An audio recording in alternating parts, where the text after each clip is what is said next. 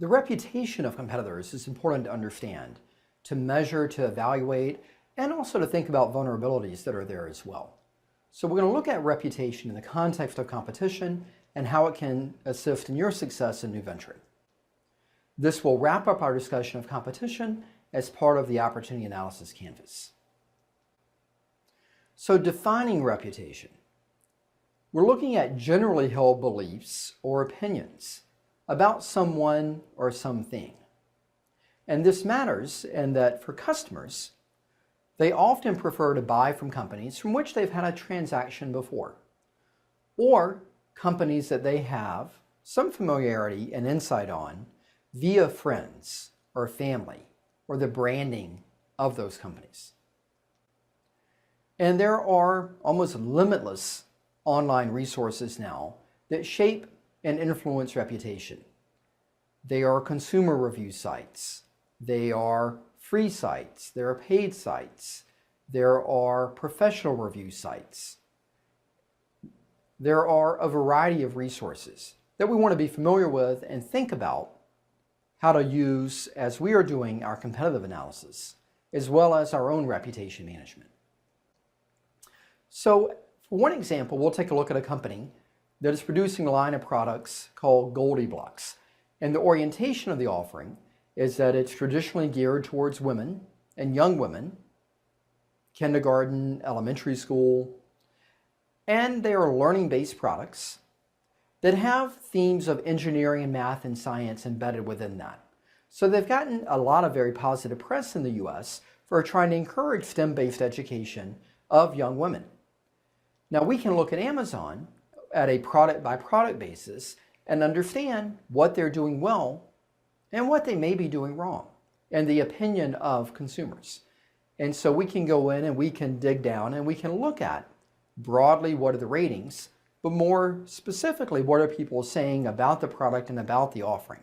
And we can look at these individually and read 147 reviews, or we can look at the outliers. We can look at a few of the 5-star reviews and see what people like, and that's good to know. But if we're considering entering this space and how we can improve on it and how we can deliver better value, it's those 1-star, those 2-star reviews that I'd be interested in reading and understanding where are some of the gaps and where are some of the vulnerabilities. We can also do this by looking at professional reviews.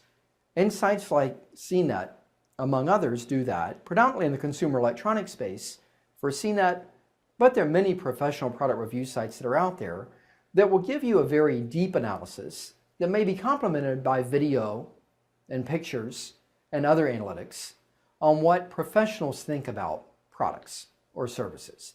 And so this kind of information is great to do your research on as well, to understand reputation and understand how people view and use and perceive competing products. We also want to do some passive research.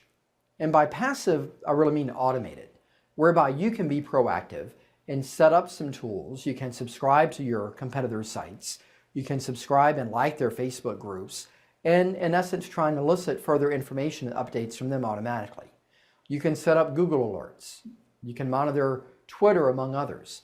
You can use some RSS feeds on certain sites and see what's going on in the space and set keyword alerts on your competitors or on certain products and brands that they are using to help you get perhaps a daily email that will give you a summary of what's going on in the space.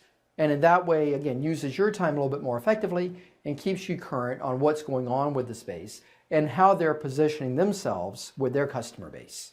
So in summary, when we think about reputation, we want to be able to examine our competitors' vulnerabilities. Where is it that we can make an impact? Are there problems in the marketplace that we can help solve with our ventures?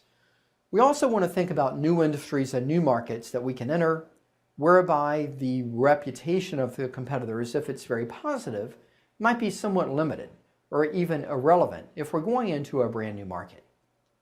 We also want to think about managing our own reputation, what we can do to build and manage our reputation both personally as well as for the company and the products and brands that we're going to set forth, and take an active role in doing that and setting up our own alerts and our own management tools to see what's being said about us and have some level of influence to be able to help shape that conversation.